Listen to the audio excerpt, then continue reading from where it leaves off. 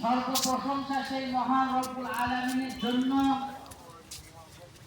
যিনি আমাদেরকে এত দুনিয়ার ব্যস্ততার ভেতরেও থাকা সত্ত্বেও তিনার নবীর মহাসুন্নাত এক ভাইয়ের প্রতি হক পালনের উদ্দেশ্যে আপনাকে আমাকে তথা যারা এখানে সকলে উপস্থিত হয়েছি সেই হক পালন করার উদ্দেশ্যে জমায়েত করেছেন, এর শুকরিয়াতে সকলে বলে আলহামদুলিল্লাহ।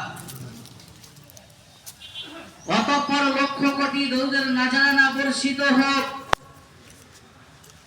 সেই মহা মানবের প্রতি, যাকে সৃজন না করা হলে আপনাকে আমাকে তথা বিশ্ববাসী কাউকে সৃষ্টি করা হতো না। সেই মহানবী মুহাম্মদ রাসূলুল্লাহ সাল্লাল্লাহু আলাইহি ওয়াসাল্লামের প্রতি অনন্ত কালের জন্যই দরুদ ও সালাম বর্ষিত থাকুক, সকলের আল্লাহুম্মা আমিন।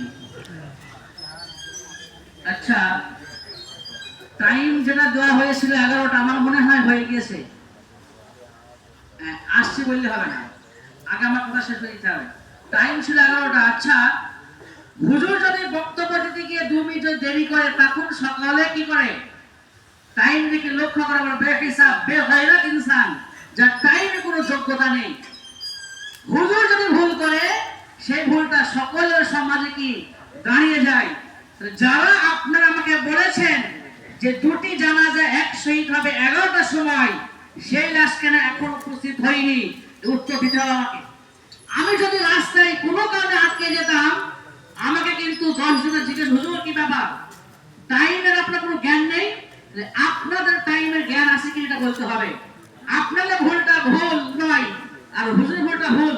আচ্ছা, ওখানে কেন অনেক যারা লোক এখানে গ্রামের লোক, তাদের হয়তো সময় অনেক আছে, কিন্তু যারা ভিন্ন গ্রামের মেহমান, যেটা বলে 10টার সময় 1 ঘন্টা দেওয়া। আচ্ছা শুনুন, এই যে দুটো মাইক উপস্থিত হয়েছে, সকলে তো সকলে আত্মীয় নয়। হয়তো দ্বিতীয় জন আত্মীয়, কেউ প্রথম আত্মীয়, কেউ 1 ঘন্টা আগে 2 ঘন্টা আগে বাড়ি থেকে বার হয়েছে। আরেকটা মাইকের জন্য আমি